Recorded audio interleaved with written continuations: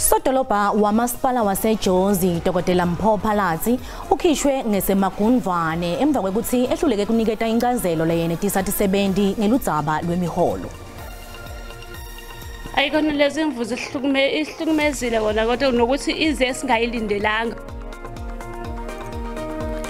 Takhamuti tase Peace Valley ePietermaritzburg engabeni yeKwaZulu Natal tenda lubito kuhulumende ukuthi atitfolele indzawo letingakha kuyo emakhaya ato.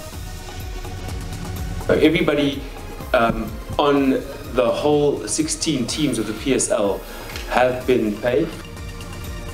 Balandzeli belibhola letinyawo kulelive batawuba nelitfuba lekubona libhola lelihle ngaphambi kwekuthi kuqale indzebe yemhlaba yanga 2022.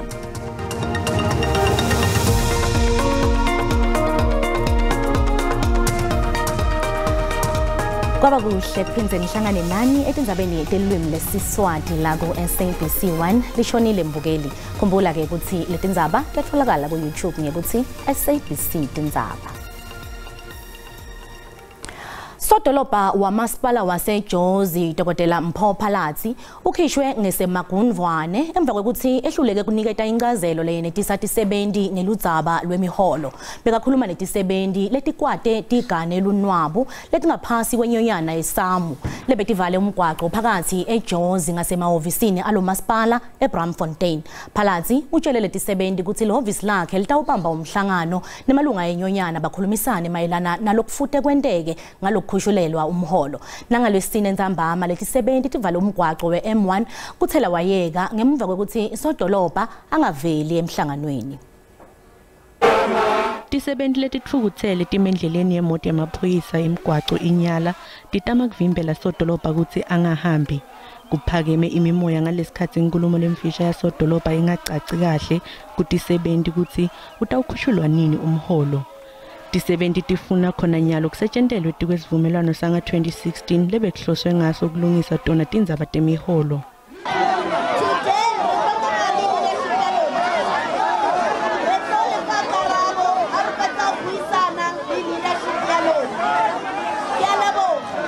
Kubambeleleke umhlangano wemkhandlu ngenxa yelombhikisho njengoba bekuvalwe lapho kungenwa khona esakhiweni salomasipala. Kulomhlangano bekulindeleke ukuthi kudzingidwe ludzaba lwesikweleti sa 2 billion wemarandi se-Development Bank of Southern Africa lekuhloswe ngaso kusombulula tinkinga tetimali letikhungetse lomasipala. The issue here is if it's money, the city must come to us and say, comrades, we know we owe you, but we don't have money. Lenyonyane ticitsile tinsole tentiwe lihhovisi laSodolobha lapho kusolwa khona letisebenti ngekungenelela siteleka lesingekho emtsetfweni. Tisebenti ticele kuthatha likhefu lekuyindvo lephasisiwe kute tibhikishe kuvakalisa tikhalo tato. I-SAMWU naSodolobha bangenele tinkulumo letinsha kutfola sisombululo kulolu dzaba lwemiholo. Takhamuti tase Peace Valley ePietermaritzburg engabeni yeKwaZulu Natal tenda lubito kuhulumende ukuthi atitfolele indzawo letingakha kuyo emakhaya ato. Emakhulukhulu etindlu ahlaselwe tikhukhula emva kwekuthi umfula umsunduzi udzabuke ngenxa yesimo selituli. Lesinye setakhamuti sithi nanga 2018 take tahlaselwa tikhukhula letifana naleti. Yebo, isimo sisasibi lapha ngemuva ukuthi imvula enamandla zihlasele kule ndawo, kodwa siyathola ukuthi kungenxa yomfula ovele waphambuka emzileni wawo wagcina ke usushaya lapha kwezwakala endaweni ekuthiwa se-Peace Valley lapha ngaphansi komsunduze municipality. Igama lomfula wona umsunduzi. Ake sikhuluma nomunye ke wabakhahlamezekile ngenxa lezi imvula ebezinamandla la uNonhlanhla, umama uNonhlanhla Dladla. Chazele kabanzi mama ukuthi lezi imvula zinishaya ngakanani. Siyabona ukuthi anazi ukuthi nizothatha inihlanze nani la endaweni. Sithathu sibeke nje. Ayikona lezi mvuzo ihlukumezile kona kodwa nokuthi ize singayilindelanga ukuthi nizonetha ngalendlela eqhamuke ngayo amanzi. Moshela impahla zethu kakhulu, simoshekile zona impahla zethu kakhulu njengoba nibona jonke lapha.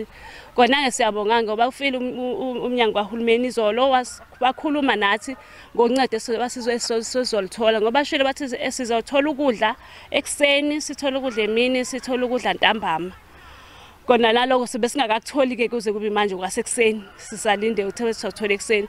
basho bathi sibazozamela akuzophela isikhathi esinganani basisuse kuyona kule ndawo basitholele indawo engcono la sizoya khona sihlale khona nathi siyakuncamela manje ngoba sakhala sasingazo kunendawo ukuthi kungena amanzi.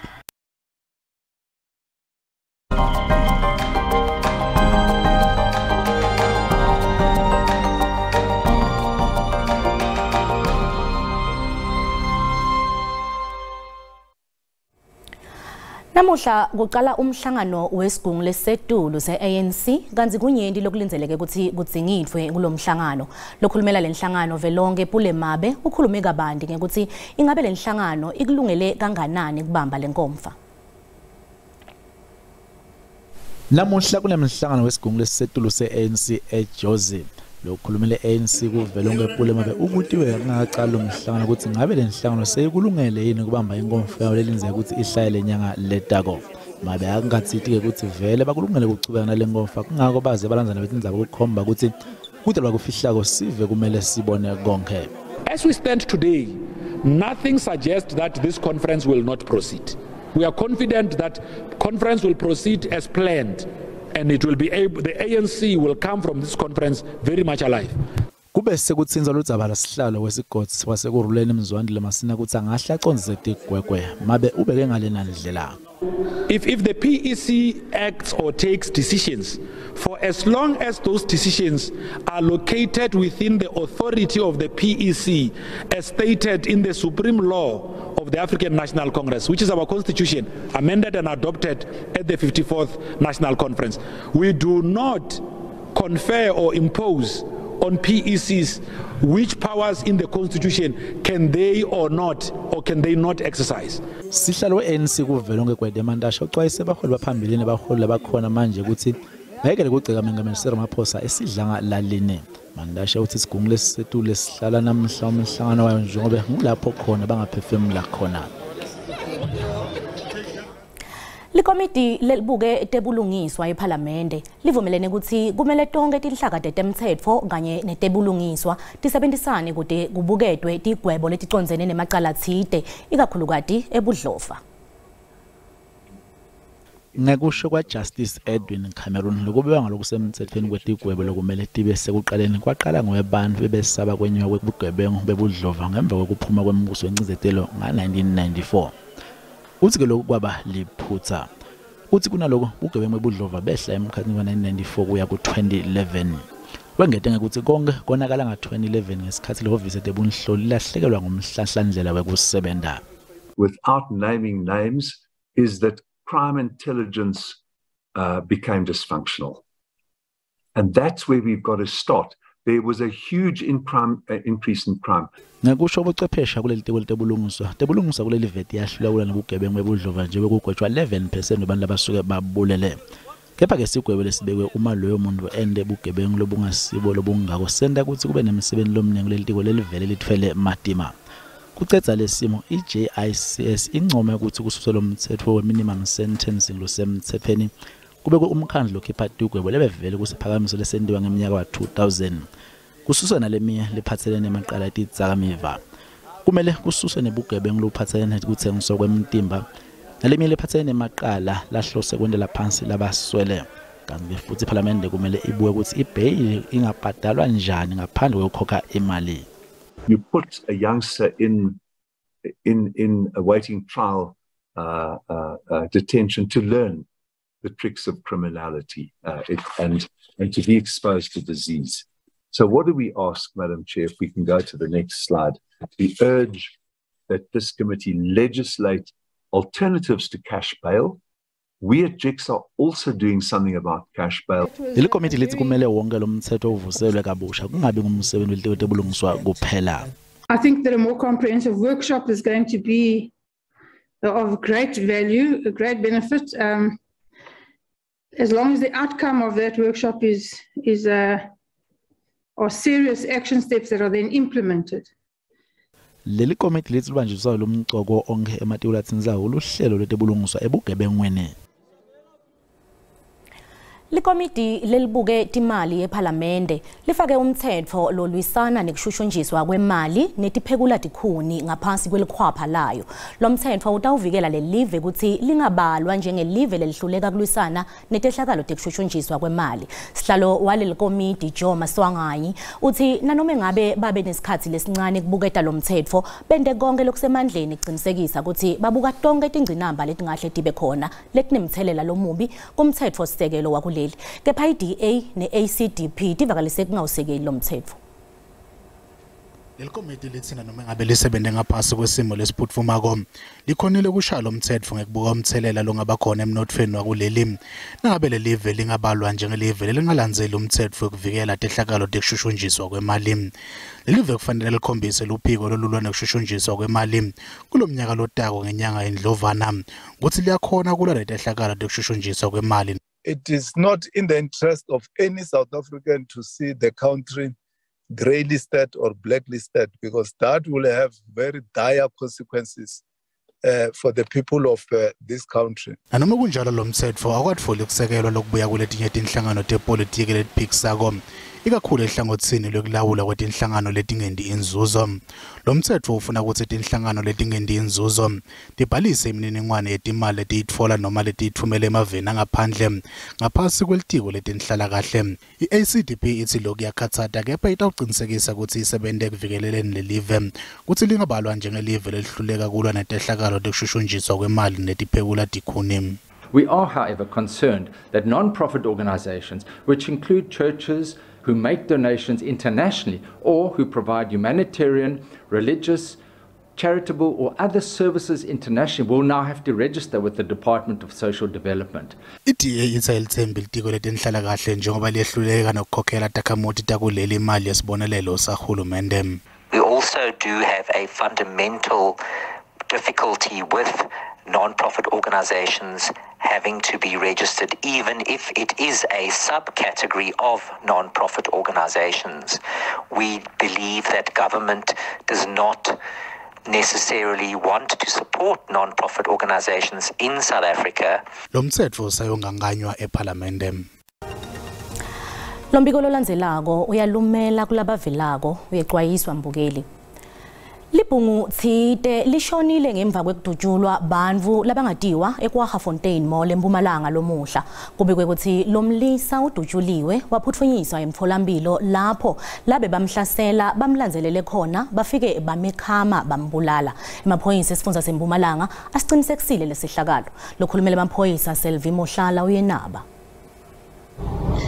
Indoda lengaba neminyaka emkhathini kwa 30 to 35 udutshuliwe lapha emall kwa Fontaine kuthiwa kufike igroup yemadoda lapha kwabakhona nokudutshulwana bese ke yena waduleka kusukela lapho ke wathathwa waphuthumiselwa eclinic khona ngala ekwa Fontaine. Ukusukela lapho ke kuthiwa le group le yemadoda imlandelele khona lapha eclinic mabafika lapho bathusela abonese ukuthi bangamsize then tina amaphoyisa sithe masifika lapho sathola ukuthi unfortunately sewushile emhlabeni usoshonile. Sicela noma ngibani nowangaba nelwazi mayelana nesendlakalo lesi axhumane nemaphoyisa wasekwa Fontaine or axhumane nemaphoyisa waseduzana ukuze sikhona ukuthi sichubeke ngoluphenyo. Kwanje siyachubeka ngeinvestigation yethu i-case lesi sizoyivula sovula i-case yemede. Kushone bantfu labasikhombisa ingotini yebhasi lencane neloli emgwaqeni N4 dvute nase Swartrekhens eNorthwest. Ngekusho kwamaphoyisa le bhasi lencane kuthiwa ingene emuva kwaloli kwashona bantfu labasikati labane nabathathu labadvuna. Labanye labathathu lokufaka ekhathi lomshayeli wale bhasi lencane balimele kamadima kanti ke bangeniswe esibhedlela eRustenburg nalabanye labalishumi nakubili labatfolo imihuzuko. We understand that both vehicles were traveling northwards towards Swartrekhens. The 22-seater minibus crashed on the rear of a truck, and 7 lives were lost instantaneously, 4 women and 3 men, 3 seriously injured. The other 12 were not so seriously injured, but they were all taken to the hospital. The driver, we understand, is one of the injured. The MEC for the Department of Community Safety and Transport Management, Selole Hari, it's sending condolences to the bereaved families and wish speedy recovery to those that are still in the hospital. Hulumende wesifundza saKwaZulu Natal ufunge wagomela ukuthi lokhu kuta emaholiday aDisember angeke abubeketelele ebugebengu. Lokhu kugcizelelwe ngalesikhathi kwethulwa inyanga yokuphepha kanye netinhlelo tekuqinisekisa kuphepha ngakhisimusi eThekwini. Mvunankulu waKwaZulu Natal noMusa Dube Nqube kanye nendvuna Emaphoyisa Bhekicele bahlanganyele nebemtsetfo engabeni yelidolobha eThekwini ngaphambi kwekuthi kuthulwe letinhlelo. Takhamuti se-South Beach enkabeni yelidolobha leThekwini tihlangabetwe libulo lemaphoyisa. Lokhu kuyingxenye yokuthula kwenyanga yokuphepha netinhlelo tekuqinisekisa ukuphepha njengoba kuta emaholide akhisimusi. Basekuleso sitolo emaphoyisa athathe timpahla etholakele ukuthi tithengiswa ngalokungekho emthethweni. Indvuna yemaphoyisa Bhekicele ithi lokhu kusesicalo nje. Anywhere where there are people that with a high level of untraceability, that's a problem. You hear people here, they come from all different countries. We have the way of identifying people in the Republic of South Africa. If they're not in the system, whatever kind of crime they commit, it will be difficult. So it's a hotspot not only during Christmas, but all the time. Lolu hlelo lufaka tonke tihlaka temtsetfo letifaka ekhatsi luphiko lokugwema bugebengu kanye neluphiko lokuphepha. We have structured our operation in phases. There's 5 phases altogether, which will have started mid of October and is going to end at the end of January. Hulumende uthi batodzinga bongqongqomshini labasecophelweni lelisetulu kutosita kungena etindzaweni letinebugebengu lobuningi. During this period, we will also be applying technology, including the drones, to monitor high crime zones and capturing footage of criminal activity. Dube Nqube uthi emaphoyisa atobe asabalele emigwaqweni yonkhana.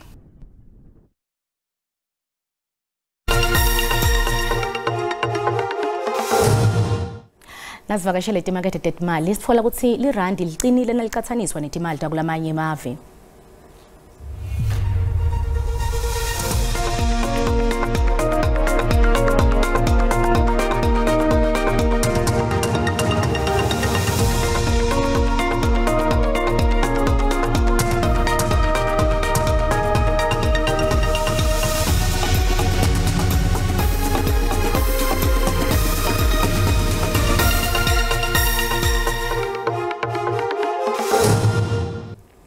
Balandzeli belibhola letinyawo kulelive batawuba nelitfuba lekubona libhola lelihle ngaphambi kwekuthi iqale indzebe yemhlaba yanga 2022.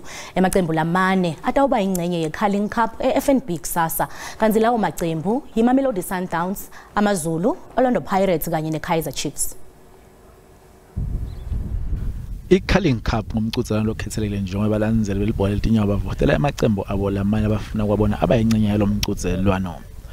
Ngetulo kwaloko balandzeli bakhetha abadlali abalishumi nakunye nabatawucala nemidlalo. Umqudzana lofana nowagcina kuba khona kulelive nga-2010. Everybody on the whole 16 teams of the PSL have been paid for their participation. Badlali abatiwa kakhulu kubalandzeli bavamise kucala nemidlalo. Balandzeli ke esikhathini lesinyeni bavota labo badlali abathanza ukuthi bacala nemidlalo bangabuki ukuthi lelo licembu ligcine nganani. To be in a space where you accept whatever decision has been made. And of course, sometimes there are situations where you have 7 midfielders and no defenders. Kukhona ke badlali kulamaqembu lamane leyo bacala kuba kulomqudelwano. Of course, I feel honored. You know, I've always said that we have a huge support.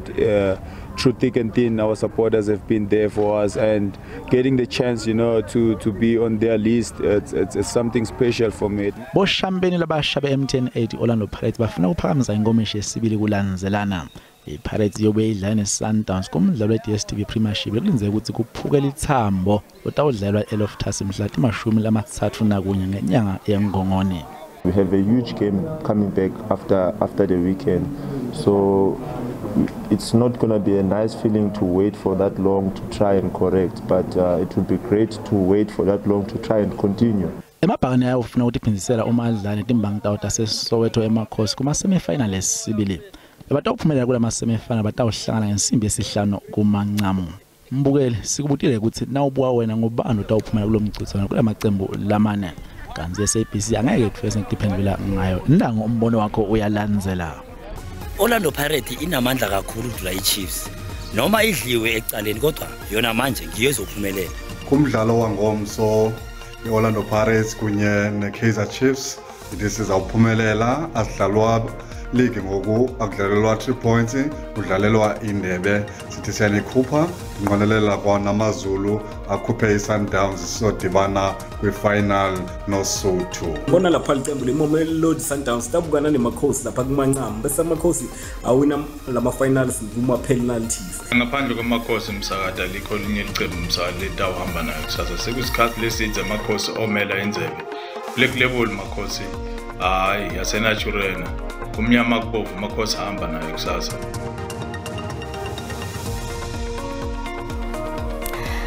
Sithibeka lapho dalomuhla nasibuye etitolo simo selitulo siyalandzela ungakhohlwa ukuthi ngemsombuluko bakhona abalingani bethu besindebele khona la ku SABC 1 ngesikhathi lesifanako. Sale kahle.